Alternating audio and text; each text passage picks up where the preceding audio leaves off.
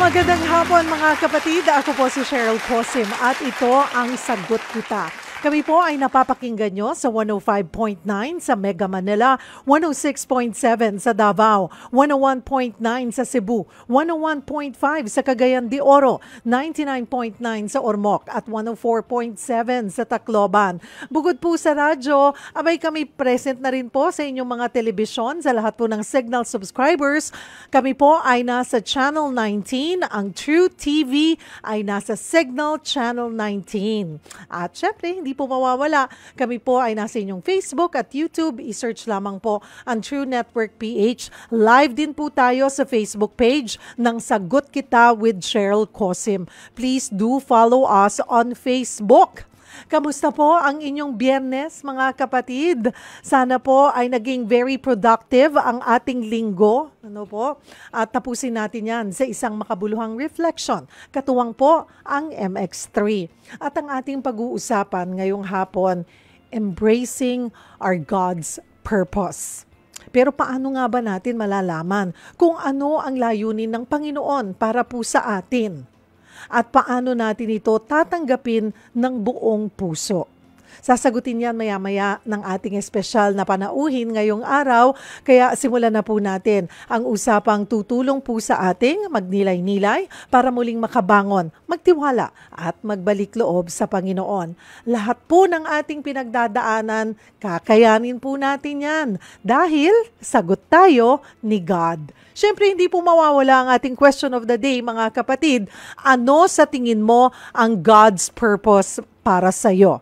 Again, ano po sa tingin nyo ang God's purpose para sa inyo? Sali po kayo sa ating discussion. Mamaya po babasahin natin yung inyong mga post. I-post nyo po yan sa Sagot Kita with Cheryl Cosim FB page. At syempre, the usual, 5 po ang pipiliin natin na magkakamit ng gift pack mula po sa MX3. Kompleto po yan. May MX3 coffee mix, MX3 tea, MX3 capsule, at syempre ang napakagandang bonus. Hindi mawawala ang Holy Bible. Dahil sa MX3, dito ako believe. O simulan po natin ang ating kwentuhan, mga kapatid. Live po dito sa studio, isa po siyang ina, leader, nurse at mananampalataya. Kasama po natin si Nurse Marieta Velasco or si Miss Ayet, Nurse Ayet. Mula po siya sa department, siya po ang department manager ng General Nursing sa Philippine Heart Center. Magandang hapon po sa inyo, Nurse Ayet. Good afternoon po, Ma'am Cheryl. Good afternoon po. Ayan, salamat po for joining us. Alam niyo po, si Miss Ayet, si Nurse Ayet, nakilala ko po siya during last month lamang po, Women's Month, yung pong selebrasyon ng Philippine Heart Center sa mga kababaihan at isa po kami sa mga speaker. At sa maiksi ko pong pakikinig sa kanya, ay nakita ko, sabi ko, naku, kailangan maimbitahan natin to sa ating programa dahil marami po sa atin ang mai-inspire na pag narinig po natin yung kanyang naging journey at kung paano rin po niya pamunuan ang kanyang departamento bilang isang Christian. So, mahigit 30 years. Puntahan muna natin ang iyong career. Alam niyo po, mahigit 30 years nang nagtatrabaho po sa Philippine Heart Center si Miss Ayet. Pero paano at sa anong posisyon ka po nagsimula? I started in 1993 as a bedside nurse. I was a pediatric bedside nurse. Opo. So, hinahandlean po namin din yung mga bata na may sakit sa puso, congenital heart diseases. So, from a staff nurse po for 3 years, from the ward to the ICU, I was staffed to be a head nurse. So, I was a head nurse for 7 years. Then after that po, I was promoted. Naging clinical instructor po ako. Same hospital for 3 years sa heart center din. Then, I rose from the ranks from clinical instructor to division chief. And at present po, I'm the department manager na nag-handle po ng 4 na divisions. Wow. Yan po ba talaga ang pinangarap mo? Talaga po bang gusto nyong maging nurse? Actually po, my dream talaga is to be a broadcaster. Ay, nako. In high school po, I was a journalist po. I write in the paper po. Nursing is my second dream. To be a nurse is a second dream, but primarily po talaga, ang dream ko yung nagbabalita, Oh, yung ayan. ganito, yung ganito. So, Dadalasan na lang natin ang pagpunta mo dito. so, thank you, Lord, dahil, di ba, for a short stint, this dream can come true. Yeah. So, paano po kayo? Bakit nurse? Nursing kasi sa akin, it's not just a profession, but I think nursing for me is a calling. Is a mission, is a calling na binigay ng Panginoon para sa akin. So I think hindi niya ako ni-lead na to be a broadcaster, ganon, pero ni-lead niya ako dun sa gusto niya para sa akin. Yeah. Sa murang edad po noon, ay na-realize nyo na po ba yan? Na ito po ang gusto sa inyo ng Panginoon? Yes po. Walang duda kasi naging smooth yung pag-enter ko ng college. Hindi na ako nakapag-exam because I have honors during my high school. So naging smooth po yung pag-enter ko ng college. Lahat po yun, and even the tuition fee and everything, sinasabi ko nga po na I was a scholar by the Norwegian Missionary Alliance. Shout out po sa Norma Alliance po na nagpaaral po sa akin from elementary till college. And offered me, sabi nga nila, if you want to take up medicine, i-support pa rin po nila ako, pero I need to work also. So, hindi ko na po tinuloy yun. Kaya nagtrabaho na po ako sa heart center.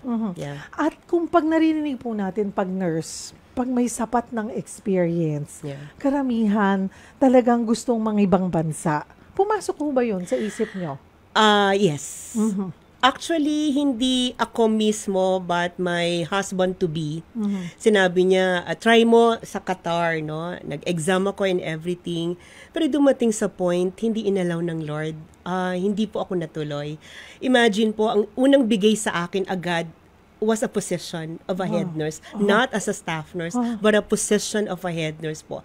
Pero hindi pinahintulot yun ng Panginoon. And I'd like to share, kahit na hindi naman siya secret, pero po, nagkaroon ako hindi po ako nakapasa sa medical. Medical exam. Medical exam. Napakahigpit po ng Qatar. Tinitinan po lahat nila yan and everything. And may nakita ho sila sa lungs ko. Just a scar. But it's not, hindi na siya yung present, but it's a scar. And they don't want po na kahit man lang yon, hindi po nila pinapapasok sa Qatar po. So, of course, nalungkot ako and sabi ko, Lord, ano bang plano mo talaga sa akin?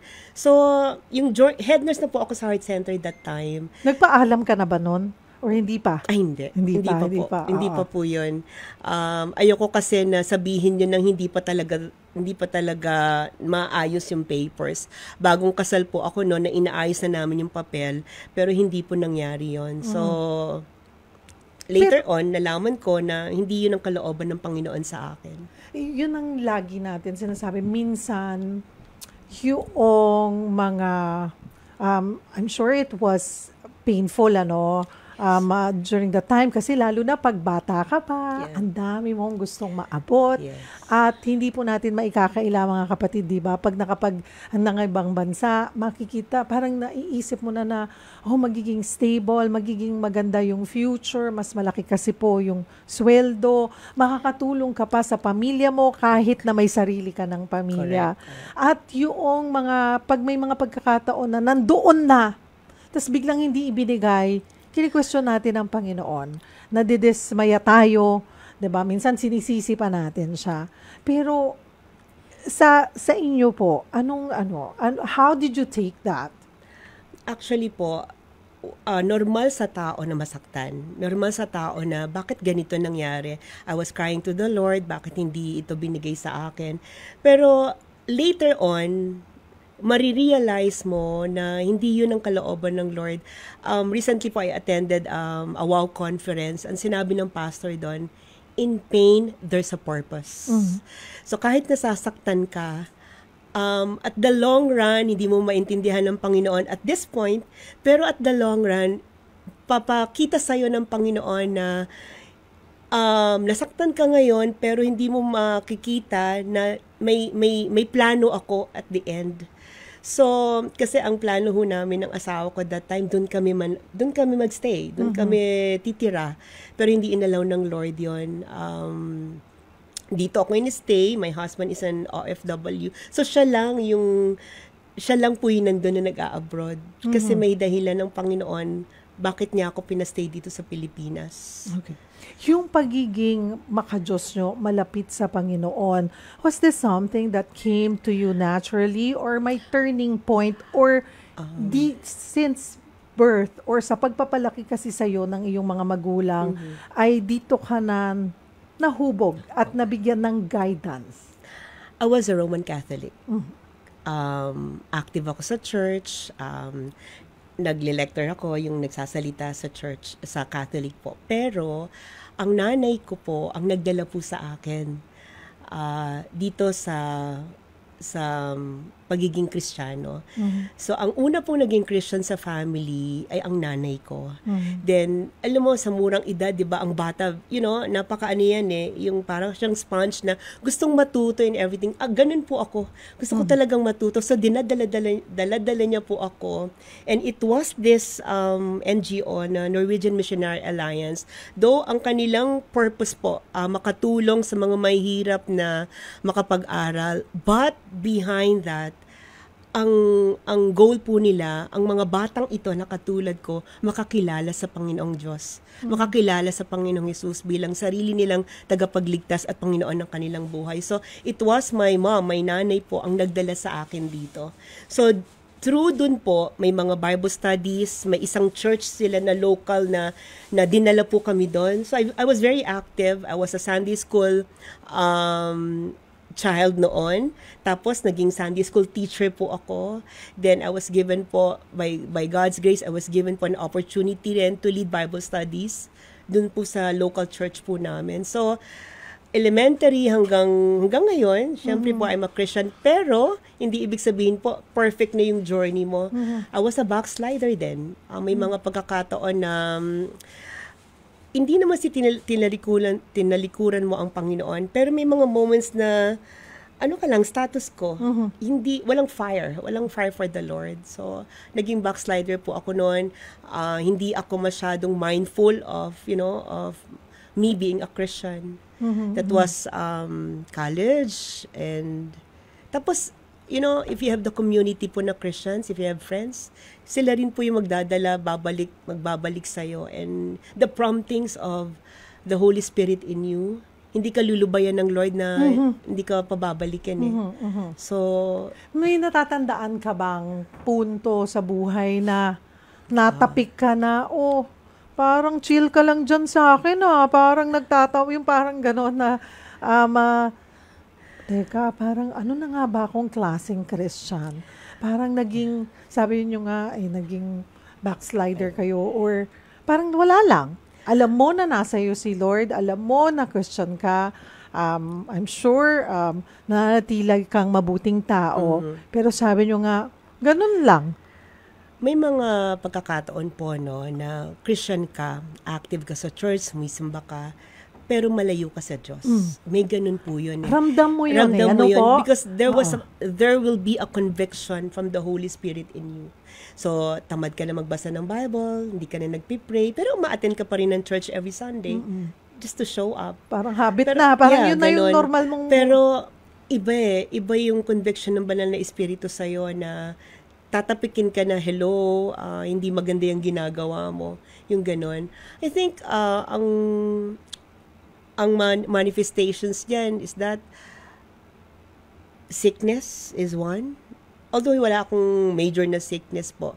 Pero isa yon sa way ng Lord na gigisingin ka, parang, hello, tatawag ka sa akin. So yun, may mga ganung pagkakataon po.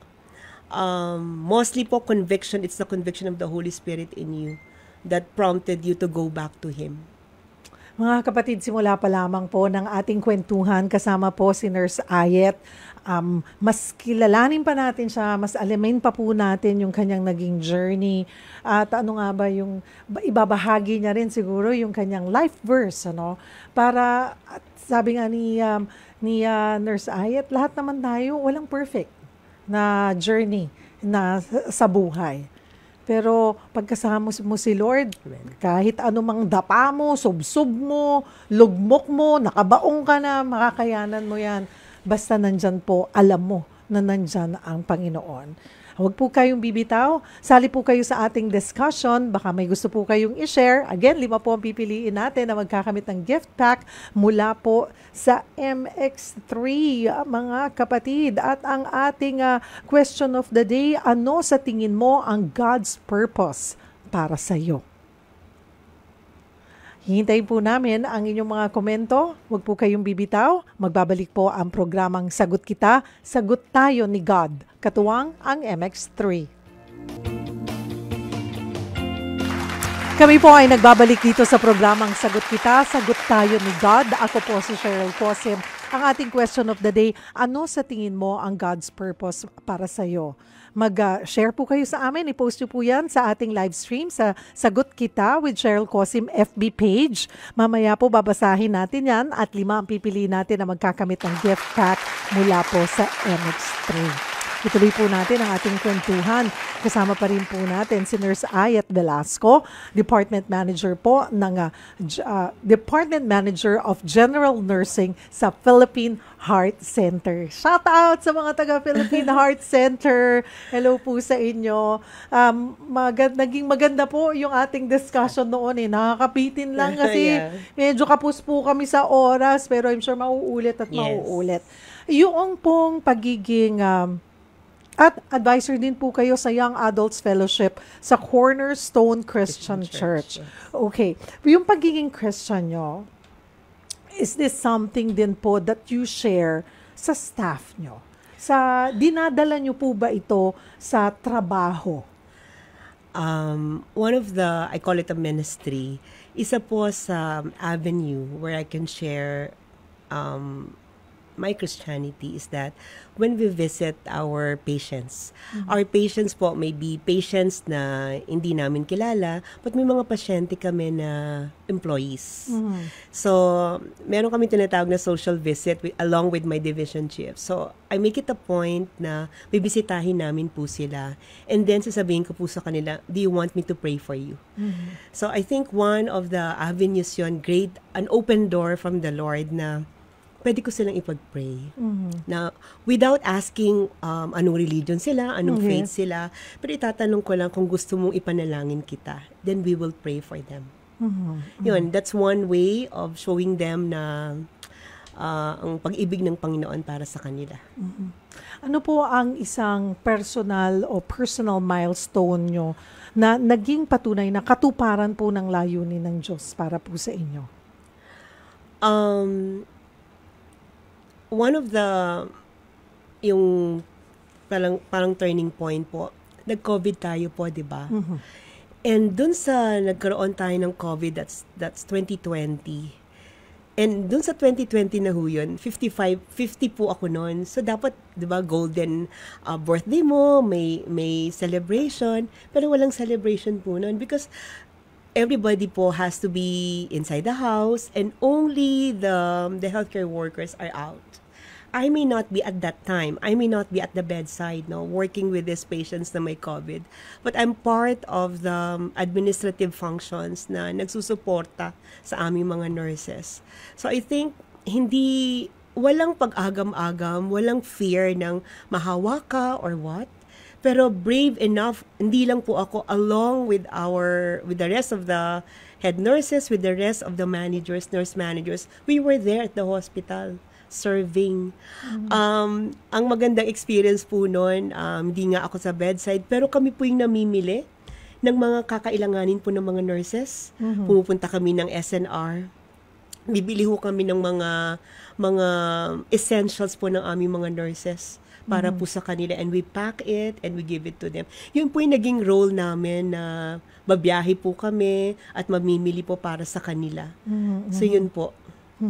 Ang iba din yung pagtapik sa atin ng Panginoon during COVID. Ano po, ako naniniwala ako na isa itong paraan ng Panginoon na pause muna tayo lahat. Sandali lang. And sana po tayo ay ginamit po natin ito talaga to pause and to reflect. yun yung naging epekto rin sa akin. Nurse Ayet, because maliban po sa ating mga health workers, kami po sa media, kami rin yung, ako nga sabi ko pa, blessing in disguise dahil tuloy-tuloy ang trabaho.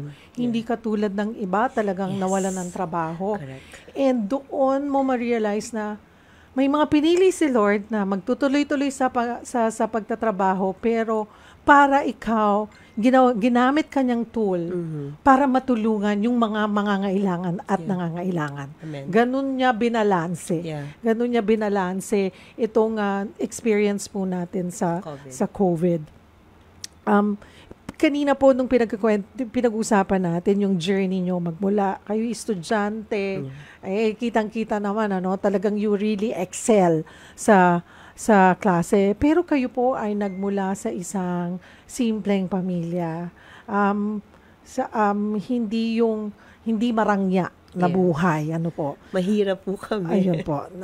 Hindi po, kaya din ho ba kayo pumasok, naging scholar? It's the Norwegian Missionary Alliance. Yung sinasabi ko kanina na their purpose talaga is to see that the child po sa amin po ay makapag-aral. So isa ho ako sa binayayaan ng Panginoon na maging scholar of that NGO. So yun po, nakatulong po yun sa akin para makapagtapos po ng pag-aaral. Although, nagtatrabaho naman po ang aking tatay, pero ang nanay ko wala pong work noon, tumutulong po lang dun sa NGO. Then, meron po akong sideline, nag-work po ako sa McDonald's just for a short stint.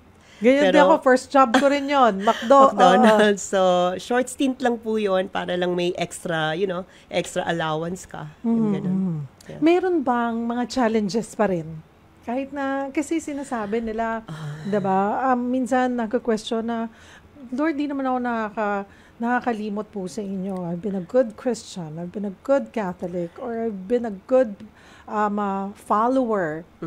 Pero meron at merong, may mga challenges, may mga hamon. Kasi, iniisip ng iba na, dapat kung mabuti akong Kristiyano, kailangan smooth lang, diba? Bakit pinaparamdam mo pa rin sa akin yung mga ganitong challenges? Meron po bang ganoon? One of the challenges po na meron ako doon sa buhay ko is that yung nanay ko nagkaroon ng ALS, amyotrophic lateral sclerosis. Ito po yung sakit ng buhay na patay. Yun po ang tawag nila dito ng all your motor functions are dead, but your sensory is functioning. So ang nanay ko po noon, hindi na nakakakilos ang kanyang buong katawan. Ilang taon but the po sensory, siya she died po ng 67. In-endure niya po ang sakit niya for 2 years. So akala ng nanay may stroke siya. Pero nung tinest po siya ng doctor, may ALS na walang cure. Na hindi alam kung saan galing yung sakit na yon. So nagtanong ka sa Lord kasi napakabait ho ng nanay ko. Tsaka yung pagsisilbi niya. Diba?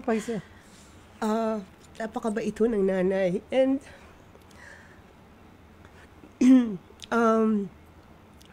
di ba siya naging unang Christian? Pero, bakit binigay sa kanya yun? Ang sakit-sakit ho nun kasi hindi ho siya makakilos. Pero, pinakita ng Panginoon sa atin na, sa amin, ang buhay galing sa kanya. So, dun sa struggle niya yun, alam niyo ho yung miracle? Her right hand. Yung right hand niya, di ba sabi ko, the muscles are dead. Yes. But her right hand ito nakakapagsulat siya. And sinusulat niya doon, meron po siyang booklet, sinusulat niya doon yung praises niya sa Panginoon. Lahat ng, may question siya doon. Lahat ng pasasalamat niya sa Panginoon, nandun. It was there. So, nung yung wake niya, the night of her wake po, binasa ho namin yung portions ng mga letters niya sa Lord. May mga pagtatanong, may mga pagpupuri, kompleto, all the emotions were there. And ang ganda ho nun na pinapakita ho sa amin as a family na your dependency talaga is on the Lord. Sabi nila, pag ang blessing ng life, di ba, at 70, pero 70 and the rest, bonus na yon. Pag minuhay ka pag buhay ka pa. Pero ang nanay po, namatay po siya 67. Hindi pa Very nare-reach young. yung 70. Very young. Very young po. Pero pinapakita ng Lord doon na hanggang dun yung plano niya para sa kanyang buhay. And it was a testimony for us as a family na ang buhay galing sa Diyos. At ang buhay na yon sa Kanya rin babalik. Na-test, So, na-test ba dun talaga yung faith? Kasi di ba, Alam niyo. yung pagiging anak mo, nakita mo kung gaano kabuti ang iyong ina at talagang buong puso siyang nagsilbi sa Panginoon. And yet, ito yung ito yung dinanas niya at kinuha niya ng maaga. Nandoon ba yung pag-question na, Lord, bakit naman? Bakit naman si nanay? Actually, may isa How old kaming... were you then? 67. Were you working na po? Yes po, nasa heart center na po ako noon kasi doon din po siya na-confine eh. Doon din po siya na-confine. So that's 2010, 40? Parang 40 to 50 po. So, may pastor po kami sa church. Sabi ko, sa pastor namin na pag-pray, dinala ko po siya sa hospital. And when she was praying po sa nanay, sabi niya sa vision niya, nakita niya, ang nanay ko daw naglalakad. Sa vision niya. So, I was thinking, Lord, would you allow talaga ang nanay na lumakad? Kasi magiging milagro po yun for an ALS patient po. Pero yung pala, after siguro how many days yon, inuwi namin ang nanay kasi ayaw niya magpatubo. Namatay po siya. And ang sinabi ng Lord sa akin, dun siya sa heaven naglalakad. So, ano yung iniwan na mensahe dito sa naging journey mo?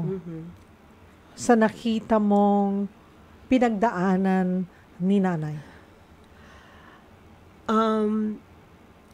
Pinakita doon na ang buhay, ang purpose ng buhay mo will always start and will always end with God. Sa simula at sa huli, sa Diyos pa din. Pero during that time ba, may struggle? Yung acceptance? Or alam mo, hinanda ka ng Panginoon na matataga ang faith mo, kaya walang struggle at all. It was easier for you and the family to accept. Isa sa mga binigay ng Lord na tulong, yung kanyang neurologist. Pinabasa niya ako ng isang libro, Tuesday with Morris. It's a book po na nakalagay doon, ano ang magiging experience ng isang pasyenteng may ALS. So, binasa ko po yun. Pero yung pang movie, Lorenzo's Oil, it talks about ALS. So, yun po, nung binasa ko yun, ito magiging journey ng nanay ko. And paano kami magre-response doon sa journey niya. Meron akong hope na pwedeng gumaling ang nanay, pero syempre, nasa science po ako belong, di ba? Pero nagiging madali pong acceptance pag alam mo na inalaw ng Lord yun for a certain reason eh. So, hindi siya naging madali at hindi rin siya naging mahirap. Kasi along the way, along the journey po, alam mo na ang Lord kasama mo doon. Ang Lord hindi ka iiwanan. So, yun po, sa akin, yes, it's hard, pero yung acceptance po naging madali eh. Kasi alam mo na ang kasama mo sa journey mo ang Panginoon. Mayroon ka bang Bible verse, Nurse Ayet, na magde-describe ng faith journey mo? Marami po akong favorite verses sa Bible. Pero nung nag-i-start ako as a Christian, Jeremiah 29:11 was my favorite verse. Pero sinundan ng Lord yun eh. Sinundan ng Lord po yun kasi sabi niya hindi lang dapat natatapos doon for I know the plans I have for you, declares the Lord, plans to prosper you and not to harm you, plans to give you hope and a future. Pero may kasunod po nun. Ang kasunod po nun is that, then you will call on me and come and pray to me and I will listen to you. You will seek me and find me when you seek me with all your heart. So it's not about the Lord lang na may plans sa'yo, but meron ka rin dapat gawin. Ang sabi po doon, call on me. come and pray to me, seek me, then I will answer. So that's the promise. That's the promise na binibigay ng Lord. And if you would allow, Ma'am Cheryl, I have a second Bible verse pa po. Dito po, ito po yung at present na life verse ko. I make it personal po, itong verse na to. Sabi po sa Colossians 1, 9b to 13,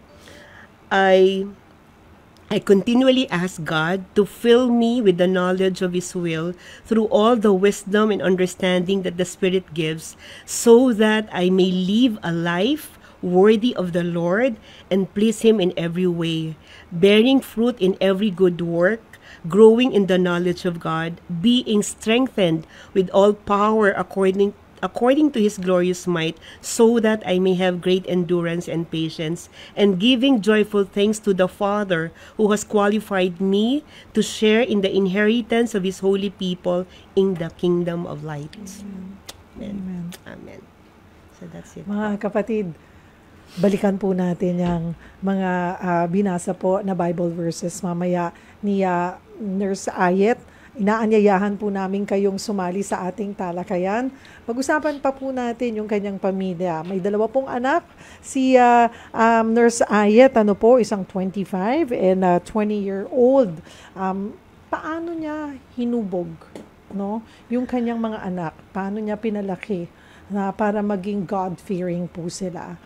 Baka po yan isa sa mga struggle nyo sa inyong mga anak. Lalo na po ngayon sa panahon ngayon, abay mas gusto pa po nilang hawak ang kanilang mga gadgets, di ba? Kesa po kausapin kayo, maglaro kayo, or spend quality time with you. So, paano nga ba? Baka mabigyan po tayo ng tip ni Nurse Ayet. Huwag po kayong bibitaw. Magbabalik po ang programang Sagot Kita, Sagot Tayo ni God.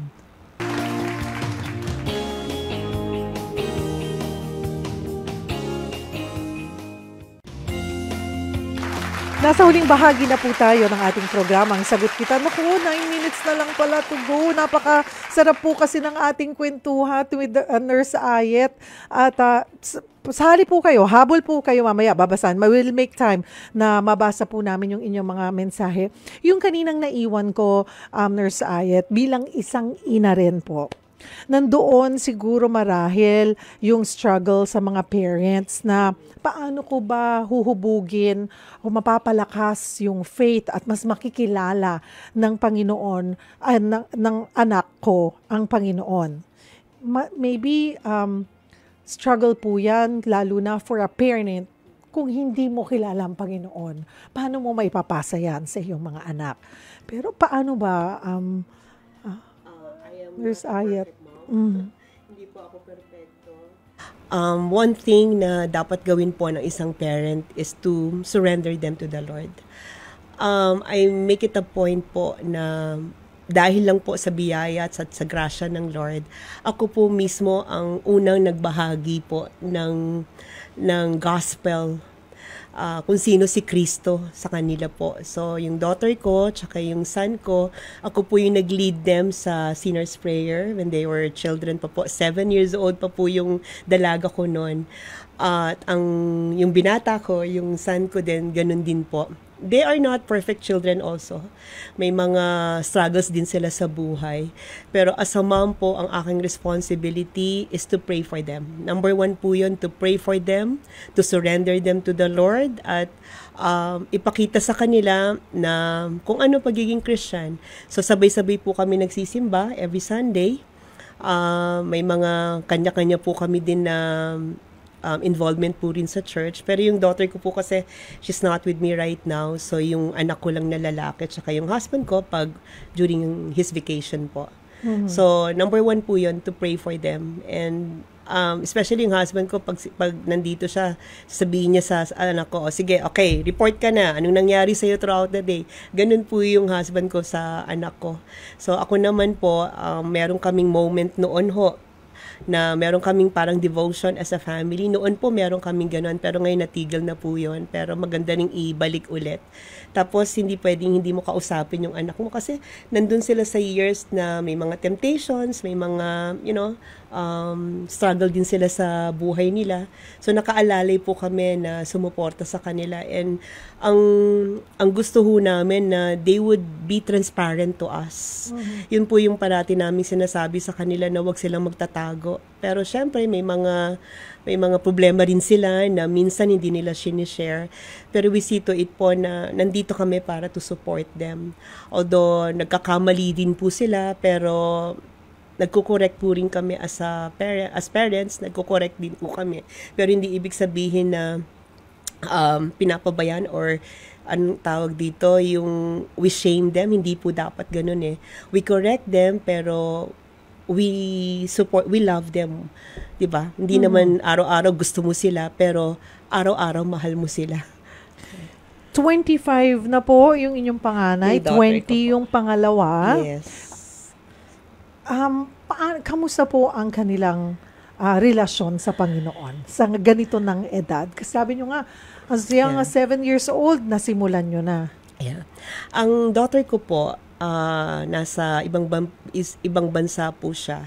And scholarship din. Nagtatrabaho na po siya, pero yes po, nung college niya po, scholarship po 'yon. And nagtatrabaho na po siya ngayon sa Australia, and we see to it po na meron siyang local church doon na pwede niyang atinan. So nung pumunta ho kami doon, with a friend po, pinuntahan ho namin yung church na pwede siya mag-involve. It's a Filipino community church din po na pwede niyang atinan, although malayo sa kanya. Pero isa 'yon. Tapos every time na nagvi-video call kami, kinukumusta po namin siya. Kumusta ka na? Yung spiritual life po, number 1 po yun sa akin. Kumusta na siya eh. So yun po. Yung anak ko naman, nung lalaki, very busy ngayon sa kanyang pag-aaral, pero ang naging involvement niya before sa church, nasa youth po siya. He's very active po sa youth tsaka sa worship. Pero ngayon po, nakabakasyon siya dahil sa sobrang demanding po ng school niya.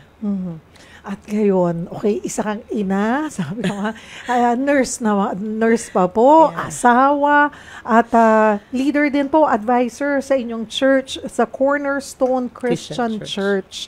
So, bilang advisor po, paano nyo tinutulungan yung ibang mga kabataan? Ito po ba ay pinili nyo rin na kabataan dahil pinagdaanan mo to nung ikaw ay kabataan, naging bahagi ka nga po ng isang NGO. Yeah. Advisor po ako ng Young Adults Fellowship. Ito po, may youth fellowship po kami. Pero itong mga young adults po, ito yung mga nagtatrabaho na, yung nakatapos na po ng pag-aaral. So I'm part of that fellowship po. Whereby, itong grupo na po ito yung mga group na very vulnerable din. Sa may mga struggles din as a young adult. Hindi pa ho sila, yung iba doon, karamihan sa kanila, hindi pa ho married. So, sa early 20s, mid-20s 30s, siguro. 30s po, mga 30s na po ito. And ang fellowship po namin, ito po yung fellowship na where we encourage, where we build up one another po. So, meron kaming fellowship every month na meron po kaming invited preacher, pwedeng pastor, na nagpipreach po or nagsasalita po about the struggles nila as a young adult po. Spiritual, mental, all aspects of their lives po, kino-cover po namin. And we have started po ngayon yung fun run. Meron po kaming fun run.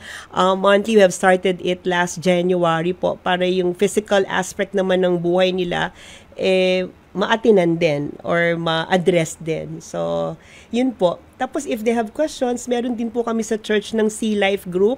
Ito po yung katulad ng mga parang Bible study groups noon ang tawag. Pero we call it Sea Life, where may mga grupo po kami na may Sea Life leader, may Sea Life members, at meron po kaming mga pag-aaral tungkol sa Panginoong Diyos. So, we have modules on about your Christian faith, yung mga spiritual disciplines, about prayer, Bible, about reading of the Word. Meron po kaming ganon sa church po namin. So, involved din po ako doon. And I handle also young adults din na they get to share their lives. Kasi galing po ako doon eh.